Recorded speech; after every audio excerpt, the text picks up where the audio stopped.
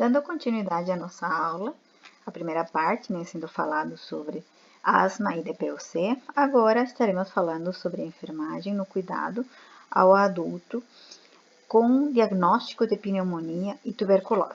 Né? Por que essas duas condições? Pneumonia, ela vem principalmente se apresenta, né, como uma complicação a outras condições, né, crônicas de saúde, e a tuberculose é uma doença que se apresenta por longo tempo com o paciente, requer de um tratamento prolongado e muitas vezes, né, os danos ocasionados, eles trazem uma condição crônica de saúde para o paciente. Então, vamos começar falando sobre pneumonia. Se a gente for falar de cada doença, ou ao falarmos de cada doença, é importante que a gente conheça a frequência com a qual ela se apresenta.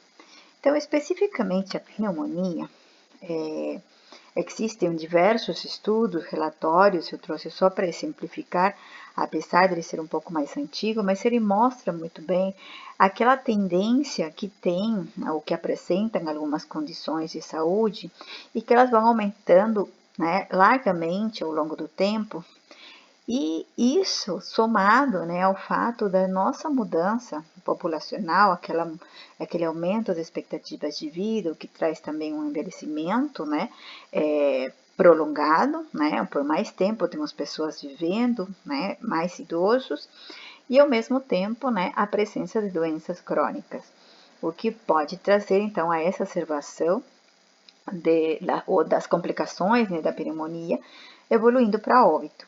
Então, acompanhando, né, as setas com cores amarelas e azul, a gente pode identificar que o aumento de 2000 até 2016 da pneumonia, como casos para morte, né, ela tem um aumento, né, bastante exacerbado.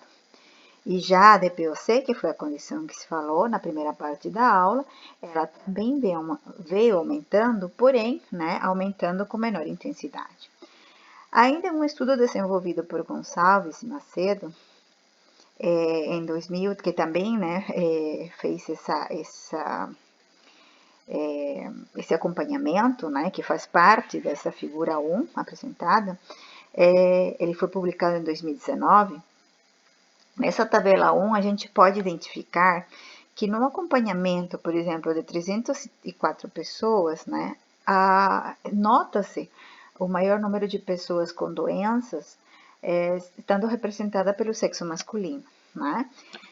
Quando a gente fala de óbito, também o sexo masculino mais apresenta óbitos, não só por representar a maior parte da população, mas que também muitas condições se tornam mais graves, principalmente pela demora da procura, né, de atendimento médico, e as consequências, né, os agravos na saúde, eles são maiores quando chegam a ter um tratamento real. E quando a gente olha para a pneumopatia crônica, também podemos ver que nessa população praticamente 50% eles apresentam ou já apresentaram uma pneumonia, e desses 50%, 23% evoluem a óbito. E o que é a pneumonia?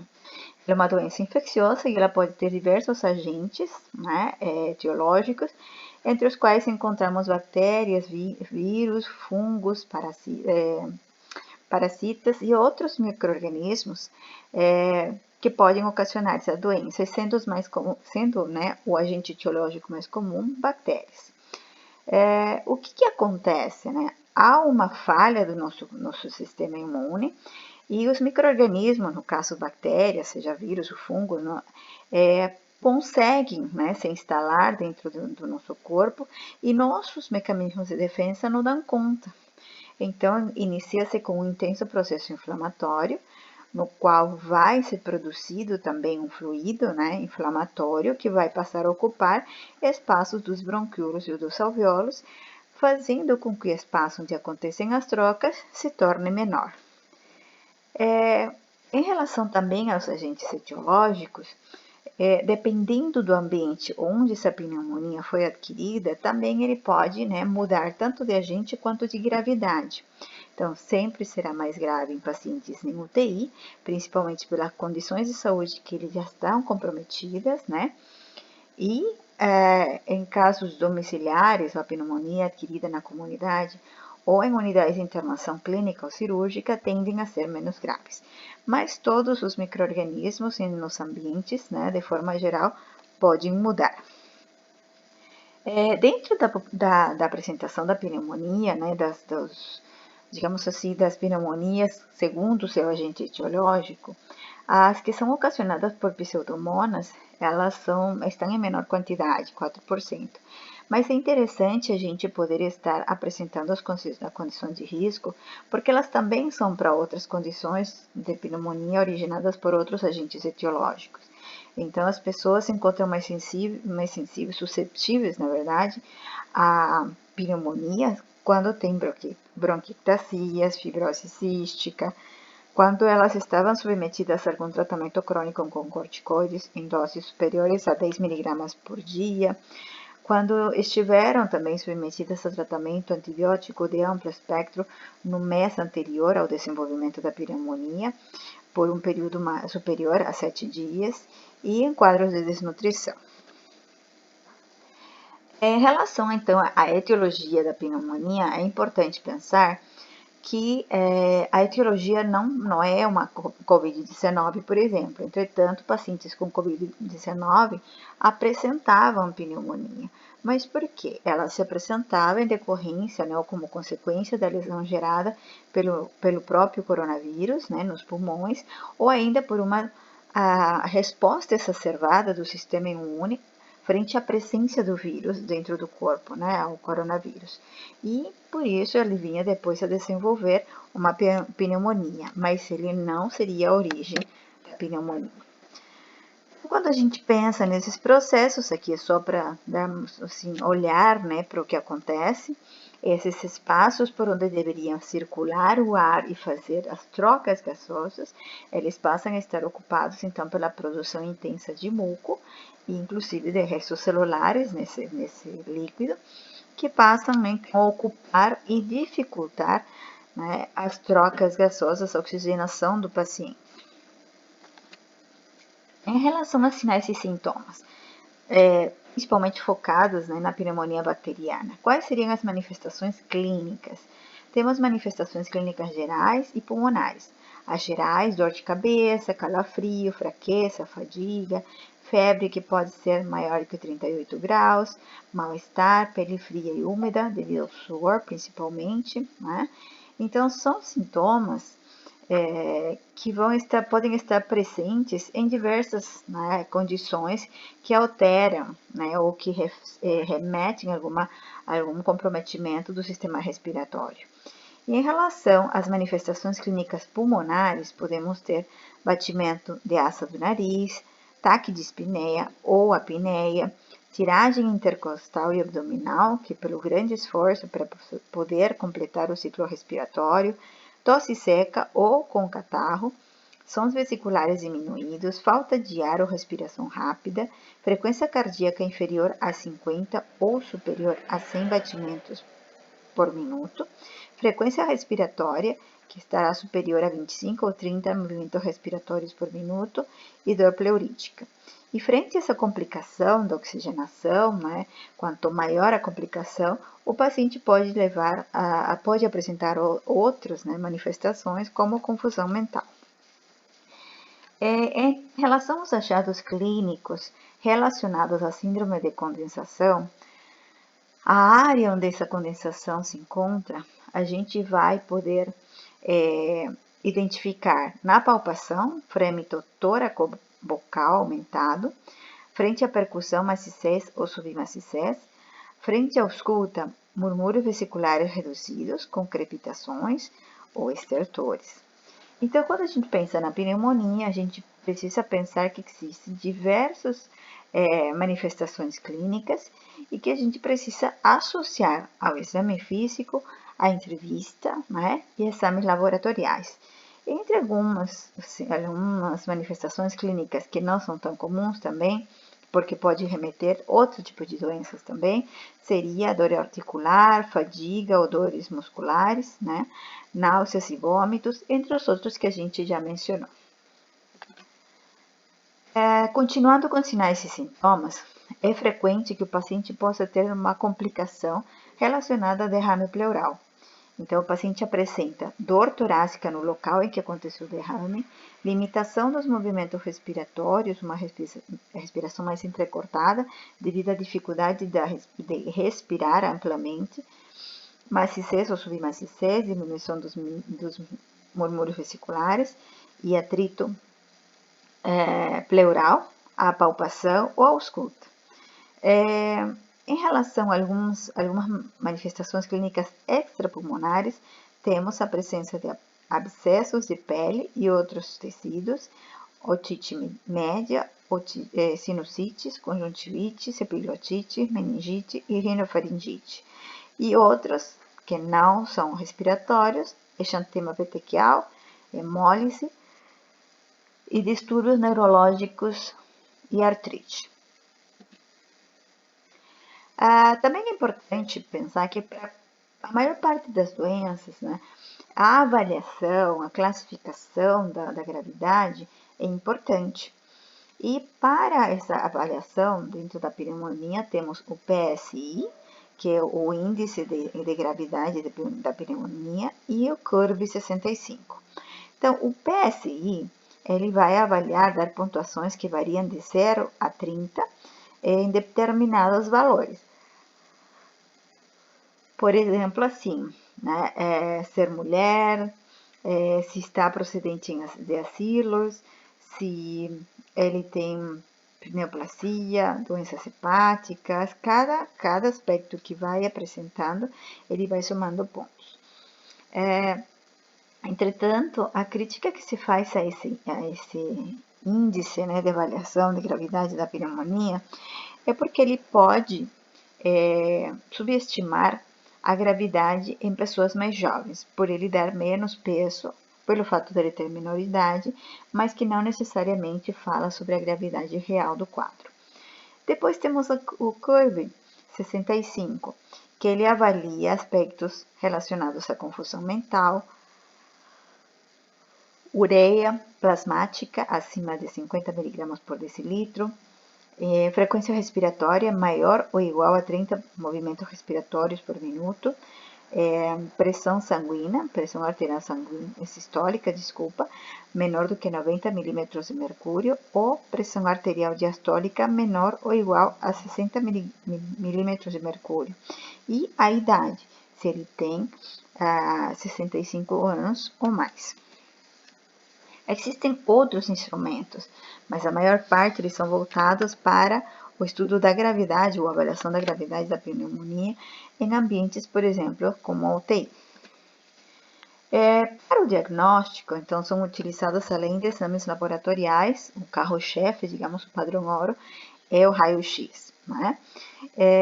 No qual podem se identificar atelectasias, pneumotórax, derrame pleural. Quando a gente olha para essas duas radiografias, a gente pode identificar, olhando para a tela, no canto inferior esquerdo, uma área, não sei se vocês conseguem ver meu cursor, mas existe do lado, olhando para a tela, do lado esquerdo, né, um canto mais velado de uma cor mais branquiçada, que identifica a área de derrame. E na outra tela, do lado direito, olhando frente para a tela, podemos identificar alguns espaços mais fixados que são sugestivos, né, de pneumonia. Em relação a exames laboratoriais, temos a hematologia clínica, que tem pouco valor, porque não são definitivos só ou que descartam algum outro tipo de doença.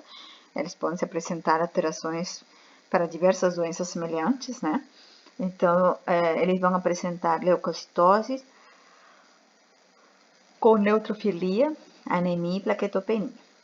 Depois temos a hemossedimentação, no qual o paciente apresenta fibrinogênio aumentado, PCR, proteínas inflamatórias aumentadas, e a hemocultura ela não é um padrão de ser feito, não é indicada principalmente quando o paciente não está internado. Estando internado, ela pode ser, né, uma ferramenta importante. Nessa se faz a cultura do trato respiratório, bacterioscopia do derrame pleural e a biópsia pulmonar transbrônquica. Em relação ao tratamento, existem consensos, né, nos quais já há uma determinação dos medicamentos que devem ser utilizados. Vocês não vão sair decorando, porém é importante que a gente tenha pequena, mínima noção, né, de como é realizado esse tratamento. Então, temos, né, as quinolonas, por exemplo, o levofloxacino, o moxifloxacino, ou o uso isolado de beta-lactâmicos associados à beta-lactamase, ou cefalosporinas de segunda ou terceira geração, como a cefuroxima, a cefotaxima ou a ceftriaxone. Dentro desse início do tratamento farmacológico, pode-se identificar uma falha na terapêutica. Pode ser uma falha precoce ou uma falha tardia. A precoce seria uma ausência de resposta por piora do quadro clínico e radiológico, que pode acontecer em 24 a 72 horas. Ou tardia, quando o quadro piora após 72 horas. Quando a gente fala sobre as doenças, é importante também falar em relação aos tipos de pneumonia. O mais comum é falar da pneumonia domiciliar e hospitalar, mas também temos pneumonia cujo fator desencadeante foi, por exemplo, o uso de ventilação mecânica ou pneumonia por aspiração, né? Que é, na verdade, a entrada de objetos estranhos para vias respiratórias, podendo desenvolver um processo inflamatório intenso. Então, no caso da pneumonia domiciliar, ela é aquela que ocorre em indivíduos que ainda não tiveram contato com o bacilo. Desculpa, aquela que o paciente não tiveram contato com o hospital, tá? Ou que eles têm um contato mínimo em relação a ambientes de cuidado, como um ambulatório, vamos pensar assim, né? Que muitas vezes podem até ser internados, mas passado 48 horas, se ele apresenta, significa que é uma pneumonia, né, adquirida na comunidade. Passado, né, essas horas, principalmente 72, 96 horas, né, ela já seria uma pneumonia hospitalar. Quando se inicia o tratamento, também é importante avaliar se o tratamento está sendo efetivo ou não. Se se identifica uma falha terapêutica, precisa ser indagado se o diagnóstico foi incorreto. E se o diagnóstico foi correto, em que parte pode ter, né, a ser apresentada uma falha que precisa ser corrigida. Então, no diagnóstico incorreto, é porque pode estar presente alguma outra doença que traga algum fator confundidor, né? E no diagnóstico correto, pode-se indagar enquanto hospedeiro, enquanto a droga ou enquanto patógeno. O hospedeiro, porque ele pode trazer uma obstrução do corpo estranho, pode-se identificar empiema ou derrame complicado, ou infecções associadas, por exemplo, a meningite ou endocardite. No caso de ser um tratamento correto, né, na droga, deve-se ver se houve erro na seleção da droga ou se houve erro na dose, se o paciente não está conseguindo, né, ter uma adesão adequada ao tratamento, ou se há uma manifestação de exacerbação por causa da reação adversa ao medicamento. E ainda, se o diagnóstico é considerado correto, se o paciente tem pneumonia, pode-se olhar também para uma identificação de erro, digamos assim, se o tratamento, se não há melhora do paciente em relação ao patógeno, uma vez que pode o patógeno apresentar resistência à droga que está sendo utilizada, ou outros organismos patogênicos podem estar presentes e não estarem atingidos pelo tratamento que foi proposto, tá? Então, assim, existem diversos algoritmos que podem nos levar a indagar, né, ou a organizar a nossa entrevista e poder pensar se estamos frente a um paciente com risco apenas, digamos assim, né, se tem bastante risco ou se ele tem pneumonia, qual seria essa origem. Agora vamos para a tuberculose. Lá no final a gente apresenta um quadro, inclusive, da diferença entre pneumonia e tuberculose, ok? Então, a tuberculose também, se a gente fosse olhar para dados epidemiológicos, né, aqui eu optei por trazer os dados do DataSUS. Podemos identificar que ao longo de 2001, 2010 e 2020, não mudou muito, isso aqui no quadro inferior, tá? Ele sempre se manteve com 706, 1017 ou 877. O que, né,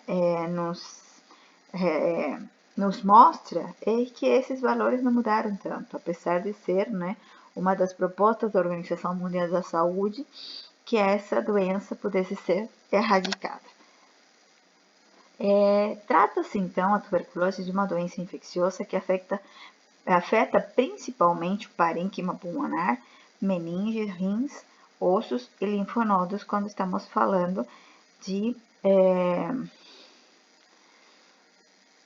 manifestações de tuberculoses extrapulmonares. Qual que é o micro-organismo que origina, né, a tuberculose? O Mycobacterium tuberculose, e ela vai estar desenvolvida principalmente por pessoas que já estão susceptíveis. Fatores de risco, temos vários fatores de risco para essa condição. Entre elas temos aqueles que mantêm um contato íntimo com algum, né, paciente com tuberculose ativa, estados imunológicos comprometidos, por exemplo, nos idosos, pessoas com câncer, né, ou em tratamento por HIV, uso de drogas injetáveis e alcoolismo, cuidado de saúde inadequado, principalmente, por exemplo, em moradores de rua ou extremamente pobres, condições clínicas pré-existentes, incluindo diabetes mellitus, insuficiência renal crônica e silicose e desnutrição, imigração de países com alta prevalência de tuberculose, como Haiti e Sudeste Asiático, institucionalização, ou seja, por exemplo, os lares de longa permanência, tá? E as prisões, condições de vida na residência, né? Com baixos padrões de higiene, por exemplo, e a ocupação, se profissionais, por exemplo, os profissionais de equipes de saúde que ajudam no primeiro atendimento sem sequer saber se ele seria ou não um sintomático respiratório. Esse grafiquinho aqui, esses desenhos, são só para mostrar que quando nosso sistema imune, né, dá conta, digamos assim, de poder estar neutralizando ou inativando o micro-organismo causador da tuberculose, ele vai formar uma pequena mancha, se vocês veem ali, com pouco ou nenhuma manifestação clínica, né, como tosse, enfim. Depois, com o tempo, ele pode sim, né, ir evoluindo para a lesão do parênquima e de estruturas como os alvéolos e os bronquiolos, e ao mesmo tempo se tornar cada vez mais proeminentes essas cavidades, os tubérculos de Ghum, que vão comprometer amplamente a respiração do paciente. Aqui, então, estamos tratando de tuberculose primária ou secundária. Primária, que geralmente acontece em crianças, então é aquela que ocorre em indivíduos que ainda não tiveram contato com o bacilo, por essa razão que acontece mais em crianças. E a forma secundária desenvolve-se a partir de uma nova infecção, reinfecção exógena, ou da reativação de bacilos latentes, né? Por exemplo, uma reinfecção endógena. Os achados, o que a gente pode achar em relação aos exames, né? Na propedêutica. Na inspeção, podemos identificar tosse de início insidioso e progressivo, com expectoração por 3 semanas, um aspecto purulento, né, o muco purulento do catarro, né? hemoptise, dispneia, ortopneia, fraqueza, fadiga e perda de peso. E a pele úmida, né, que ela está de forma geral apresentada por causa da sudorese. E a palpação, o que a gente vai conseguir palpar? Dor torácica pleurítica durante a palpação bimanual, febre insidiosa de febre baixa. Na percussão, se espera que a paciente apresente, né, os sons ressonantes no início, maciçez ou submaciçez, e sobre o local do derrame, principalmente maciçez. E na ausculta, murmúrios vesiculares reduzidos ou normais, com presença de estertores crepitantes sobre os lobos superiores, que permanecem após a expiração completa e tosse. Como comentei, temos a tuberculose primária e secundária. Quais são, então, as alterações mais frequentes da tuberculose secundária? Envolvimento bilateral frequente, então deixa de ser apenas comprometimento de uma parte do pulmão e passa a ser bilateral. As tênues opacidades nodulares agrupadas, opacidade parenquimatosa heterogêneas, comprometendo mais de um segmento do lobo, opacidade lobar associada à linha opacidade lobar associada a linhas que convergem para a região iliar. Nódulos medindo de 1 a 3 centímetros de diâmetro, com limite de benefícios. Cavidade de tamanho variado, com espessura de parede acima de 3 milímetros, associado ou não à capacidade parenquimatosa e núcleos e nódulos satélites. Distorção arquitetural, consequentemente, uma área de fibrose e fibroatelectasia. O que quer dizer isso, né? É que com os danos ocasionados pela tuberculose, aqueles nódulos, aquelas cavidades, elas vão danificando cada vez mais a estrutura, né? E elas têm um processo inflamatório intenso nas paredes, formando então um tecido cicatrizado, um tecido fibroso, que é o que, né, se comenta aqui. Também a presença de micronódulos, que podem estar com um tamanho de 2 a 3 milímetros de diâmetro, que podem se apresentar difusos ou esparsos. Então, os principais sinais e sintomas seriam tosse, febre sudorese noturna, fadiga, perda de peso e escarro mucopurulento. Mas também pode se apresentar hemoptise. No caso dos idosos, é importante pensar que eles podem, de alguma forma ou de outra, não ser tão intensos, né, as manifestações clínicas, sendo então evidenciado o real, né, comprometimento pulmonar quando a doença já está mais avançada. Então, no raio-x, como eu comentei, olhando de frente para a tela, não sei se vocês conseguem ver meu cursor, mas tem uma setinha apontando para o lado central, se identifica um derrame pleural. Ainda no raio-x, podemos ter aqui dois exemplos. O lado A, que na parte superior vocês vão ver um aspecto de cor mais branca, né, que ele está ainda discreto, porém já visíveis. E no lado B, a presença de cavidades, né, que se tornam...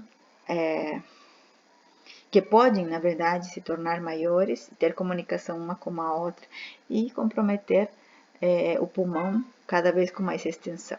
Embaixo, no canto inferior direito, olhando para a tela, se encontra, então, perto dessa setinha, né, um tubérculo de Gaunt, que pode ser detectado a partir de uma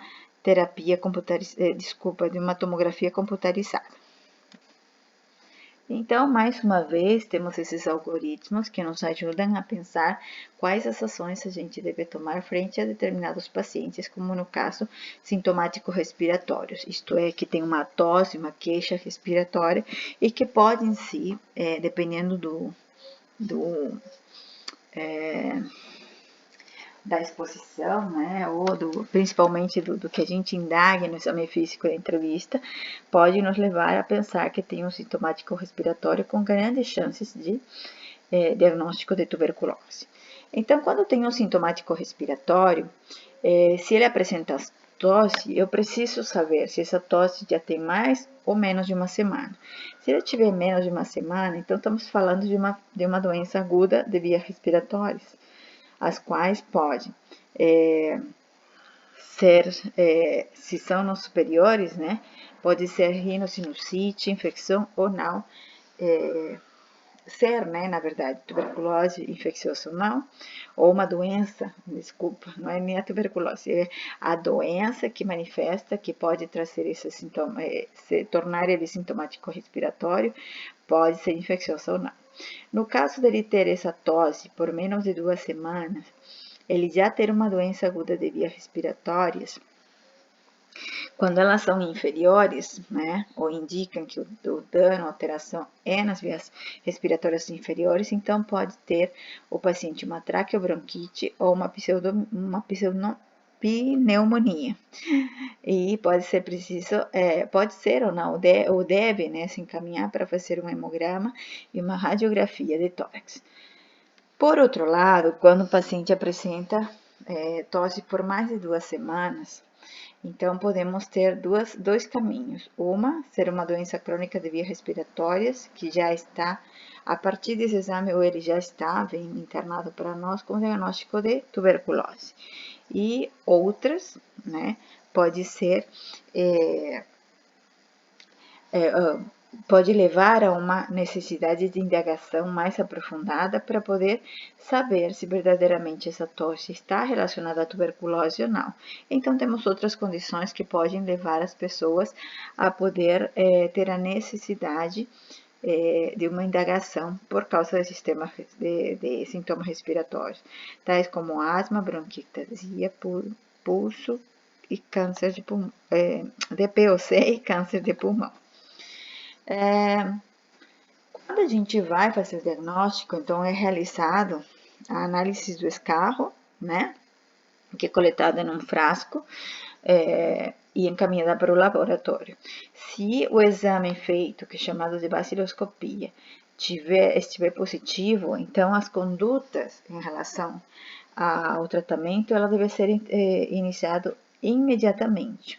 Deve ser registrada, notificada a doença, né, e deve-se verificar os resultados finais desses exames.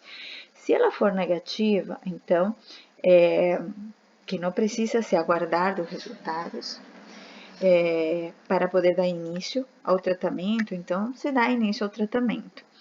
Em relação à sensibilidade, existem alguns pacientes que podem não ser sensíveis ao medicamento que está sendo de escolha para tratamento, então isso precisa ser, né, indagado em todos os pacientes. A tuberculose ela tem um tempo prolongado de tratamento, que ele pode variar entre 8 semanas a 12 meses, mas dependendo, né, do regime, de se ele tem outras doenças crônicas, né, e qual que é o medicamento que ele vai utilizar. Ele tem, né, uma condição prolongada e precisa, muitas vezes, da intervenção, muitas vezes não, na verdade sempre, a intervenção de uma equipe multidisciplinar. As diretrizes recomendadas do tratamento para casos de recém-diagnosticados com tuberculose, elas têm 2 fases, né? Uma que é a fase de tratamento inicial e a outra que é um tratamento de continuação ou continuidade. O inicial são medicamentos administrados diariamente por 8 semanas e o de continuidade, um período adicional mais ou menos de 4 meses, mas pode variar um pouco para mais. Então, quando a gente fala de terapia, tratamento para tuberculose intensiva, estamos falando do consumo de rifampicina, isoniazida, piracinamida e etambutol. E quando estamos falando de uma fase de continuidade, né, já o paciente recebeu o diagnóstico e tratamento, mas ainda tem uma necessidade de poder estar acompanhando esse tratamento de forma que ele não possa apresentar uma resistência e novo crescimento dos micro-organismos dentro do corpo. Então, depois, na fase de manutenção, a pessoa pode passar a utilizar rifampicina e isoniazida por um período mais ou menos de 4 a 7 meses. Esse daqui eu vou pular porque eu resolvi apresentar em tabelinha, tá? Na verdade, assim, é um estudo realizado, né, desenvolvido em Ribeirão Preto. Aparentemente, né, quando a gente vê, ele é antigo, 2012, 2013, mas ele fala muito, gosto, porque ele é um trabalho que foi feito poucos anos depois de ter sido proposta o tratamento domiciliar observado, o tratamento diretamente observado. O que significa isso? Que todas as pessoas com tratamento com tuberculose devem estar acompanhadas de perto pela equipe de saúde, né, das unidades básicas. E dentro dela se faz o planejamento, tanto do tratamento farmacológico quanto do apoio social e da adesão do paciente a esse tratamento, se ele precisa ou não, por exemplo, que um enfermeiro ou um técnico de enfermagem ou alguém da equipe se desloque até sua casa para poder, né, fazer a administração do medicamento, mesmo que por via oral, garantir que essa continuidade esteja sendo feita. Então, quando apresentamos, quando se olha para essas tabelas, né, a gente pode identificar que na demanda de pessoas que precisam de tratamento por alguém da equipe de saúde que tem tuberculose, a proporção de doentes de tuberculose, a proporção de doentes com tuberculose com visita domiciliar registrada ao longo do tratamento formam a maior parte. Depois temos a proporção de pessoas atendidas por cada enfermeiro, que é para avaliar o recurso, né? Recurso de seres humanos nesse caso. Indo para o outro lado, temos os processos ou produtos, né? O que significa? Nesse aqui, o que se destaca é que dentro das orientações realizadas e registradas pela enfermagem em prontuário ao longo do tempo, o maior número foi os retornos que corresponderam aos retornos para consultas. Depois, nos procedimentos realizados pela enfermagem e registrados em cartório ao longo do tratamento, se encontram principalmente os registros de pré e pós-consulta de enfermagem. Então, a gente percebe que a enfermagem está diretamente relacionada com o tratamento dessa condição e que, de todo esse total de pacientes, 73 requerem de atendimento domiciliar. Né? Então, precisa, né, que essa garantia de que o paciente vai tomar, né, a medicação no horário certo, na quantidade certa, é por isso que foi criado, né, o tratamento diretamente observado para a tuberculose. E em relação aos resultados, em 105 pacientes foi, né, identificado algum tipo de registro por parte da enfermagem. Bom, até aqui a gente conversou então um pouco da pneumonia, um pouco da tuberculose. Ambos se assemelham em muitas coisas, principalmente quando a gente pensa em aspectos relacionados à parte respiratória e algumas condutas ou intervenções que podem ser tomadas que podem estar presentes em vários diagnósticos. Então, eu coloquei aqui para vocês um exemplo, né, já fazendo essa análise do que fazer, como fazer, com que frequência, né. Aqui dou o exemplo da troca de gases prejudicada. Então, eu devo escolher, dependendo da situação, na condição de saúde do paciente, alguns fatores relacionados. No caso, eu coloquei aqui, né, independente se é pneumonia ou tuberculose, a desobstrução ineficaz de vias aéreas, padrão respiratório ineficaz. E no caso do evidenciado, está evidenciado por cor de pele anormal, profundidade respiratória alterada, bradidispneia, bradidispneia e confusão. E quando a gente propõe um diagnóstico, a gente precisa propor uma meta. E a meta, nesse caso da troca de gases prejudicada, seria o quê? minimizar a oxigenação e a limpeza das vias aéreas para que eu tenha um menor gasto energético do paciente. Então, falando de troca de gases prejudicados, estamos falando da oxigenação do paciente, isso é importante. Alguns exemplos de intervenções: monitorar a saturação de oxigênio, com oxímetro de pulso, registrar valores de uma em uma hora, e comunicar valores se menor que 90%. Manter O2, catéter tipo óculos, a 2 litros por minuto, enquanto a saturação estiver menor que 92. Auscultar os sons respiratórios e detectar áreas de redução dos murmúrios vesiculares, presença de ruídos adventícios e frêmito, sempre que necessário. E embaixo tem uma caixinha com algumas outras intervenções que não estão desenvolvidas, conforme estão esses exemplos, mas que nos dão uma ideia do que também pode estar acontecendo com o paciente. Depois temos a dor aguda, cujos fatores relacionados está agente de lesão biológica, evidenciado por comportamento expressivo, expressão facial de dor, posicionamento para aliviar a dor, relata características de dor usando instrumento de dor padronizado. Qual é a meta para a dor, para a dor aguda? Controlar o medo, mantendo o conforto ao paciente. E quais seriam, então, essas intervenções? Primeiro, auxiliar auxiliar no reposicionamento do leito para a cadeira e da cadeira para o leito a cada 2 horas.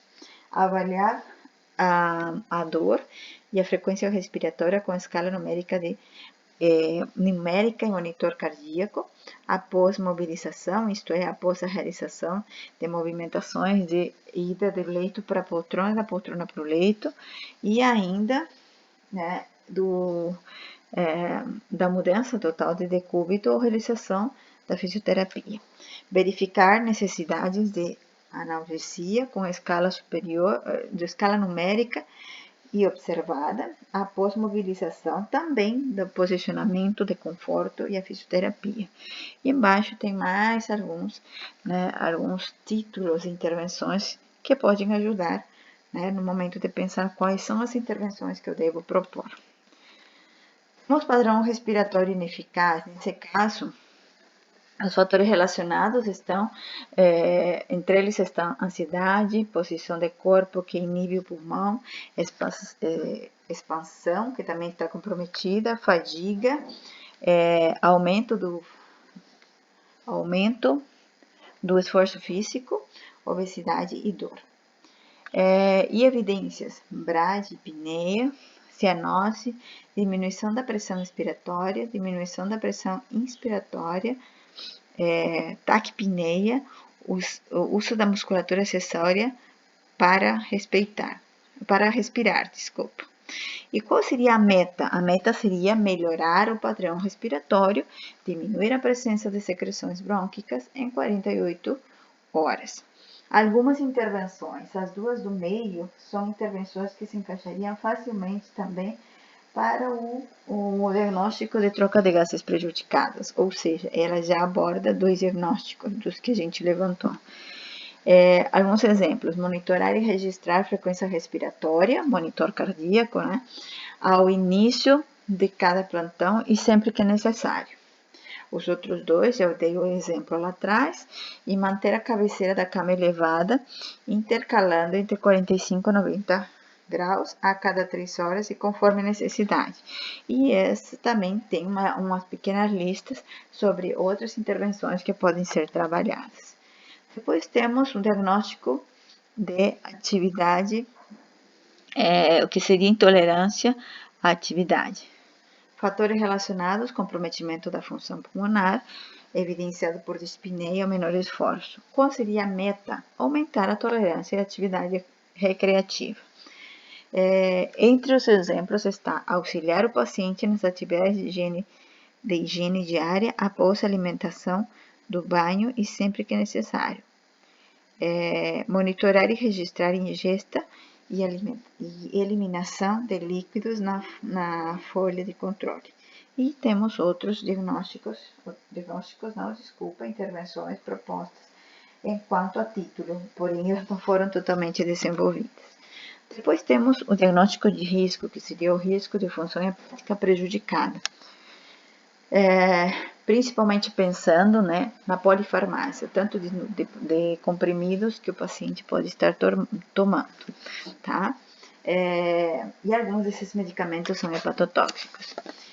Qual seria a meta? Melhorar a condição hepática. Mas como que eu faço isso? Primeiro, monitorando o tratamento de complicações que podem surgir em decorrência à polifarmacoterapia.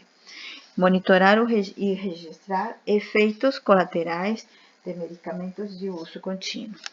E estimular maior ingestão de líquidos durante a administração de medicamentos.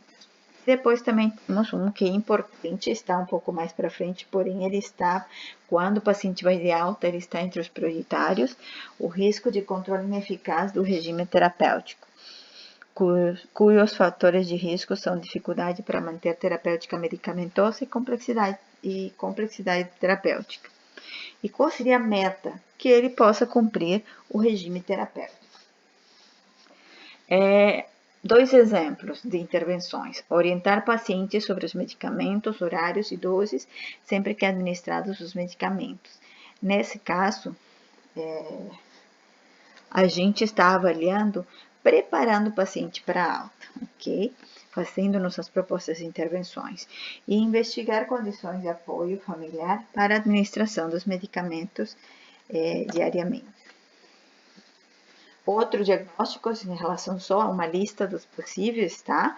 Está distúrbio de identidade pessoal relacionado a baixa autoestima, tristeza relacionada à experiência de doença crônica, risco de solidão relacionado à privacidade afetiva, isolamento social e físico, angústia espiritual relacionada à doença terminal, por exemplo, ou a doenças que têm uma importante complicação respiratória, e risco de suicídio relacionado ao isolamento social, morar sozinho,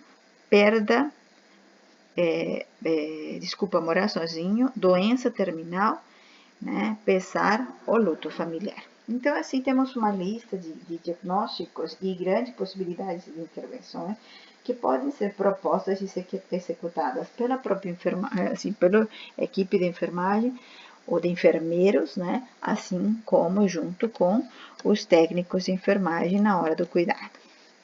Então, para ir nos encaminhando para o final, aqui eu vou apresentar o quadro comparativo que traz algumas diferenças entre a pneumonia e tuberculose.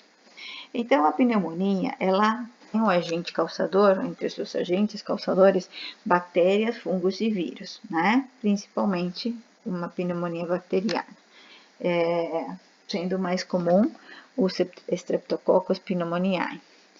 E no caso da tuberculose, o agente, né, causador é o Mycobacterium tuberculosis. Na transmissão, na pneumonia, ela não é contagiosa, tá? E no caso da tuberculose, ele tem semanas, né, que pode contagiar as pessoas, a febre vai se elevando e a tosse fica mais progressiva. No caso do tempo, né, dessa doença para se instalar, no caso da pneumonia tem infecção aguda em 48 a 72 horas, e no caso da tuberculose, o tempo será semanas, né? A febre vai se elevando, a tosse vai sendo mais progressiva, né? Eu acho que eu repeti essa parte, né? Desculpa. E no caso dos sintomas, né, sinais e sintomas, a pneumonia, ela terá febre, né, que ela vai mais ou menos entre 38 a 38,5 centígrados, né, tosse e expectoração amarela ou esverdeada, dor na respiração profunda, cansaço e falta de ar na qual pode se manifestar com taquicardia e taquipneia. Não esquecer que tanto na pneumonia quanto na tuberculose pode acontecer derrame pleural, ok? E no caso dos sinais e sintomas da tuberculose, as temperaturas já variam entre 37,5 a 38,5 graus. Voltando para sinais e sintomas, no caso da pneumonia, né, é importante, né, destacar que a pneumonia ela apresenta tosse e expectoração amarela e esverdeada, sim. O que não quer dizer que não possa acontecer uma tuberculose se ela tiver também alguma complicação, tá? Mas eles têm, então, essa expectoração, porém ela vai evoluir mais para uma hemoptise, presença de sangue, na hora de tossir, ok? E no caso do raio-x, se evidenciam infiltrados ou condensações dentro da pneumonia, ou seja, aquela parte mais esbranquiçada que se vê no raio-x, nos espaços, né, dos pulmões, e a tuberculose ela já apresenta cavitações no ápice, na parte, né, superior dos pulmões, e também derrame pleural, como eu tinha comentado. Então, o padrão ouro vai ser, né, que nos ajuda bastante na hora do diagnóstico, o raio-x. Olhando para a tela do lado esquerdo, temos um raio-x de uma pessoa com tuberculose. Apontando na setinha, a gente pode ver as cavidades, as lesões cavitárias, né, que estão envolvidas por um tecido fibrótico ou de fibrose. Elas podem ser assim, isoladas, ou podem estar se juntando, né, em alguns espaços. Ele tem o importante, né, pensar que o paciente que inicia o tratamento, na primeira semana, ele está livre já dos sintomas, porém isso não quer dizer ainda que ele está livre da doença. E no caso da condensação na pneumonia, a gente pode ver, olhando para a tela do lado direito, esses espaços mais brancos, onde está apontando, por exemplo, a seta, que são esses indicativos de pneumonia. E ele melhora, no caso da pneumonia, os sintomas vão melhorar após 15 dias, isto tem uma recuperação que é um pouquinho mais lenta, digamos assim, né? E que ela precisa ter de uma avaliação, porque a resposta desse tratamento vai ser quase que imediata, né? 48, 72 horas a gente já vai poder saber se o quadro piorou, ou seja, se o tratamento está inadequado ou melhorou um tratamento adequado, ok? A recuperação completa é mais ou menos em 6 meses, certo? Então é isso que eu tinha para colocar para vocês. Esses daqui são algumas referências, né, que são utilizadas para a elaboração das aulas. Não deixem de assistir, de ler e assistir os vídeos, né, e ler os materiais que foram disponibilizados para vocês, né, no espaço da aula. Então, muito obrigada e desejamos que todos possam aproveitar esse conteúdo. Qualquer dúvida, podem encaminhar mensagens pelo fórum, que a gente pode estar conversando, tirando algumas dúvidas para vocês, ok?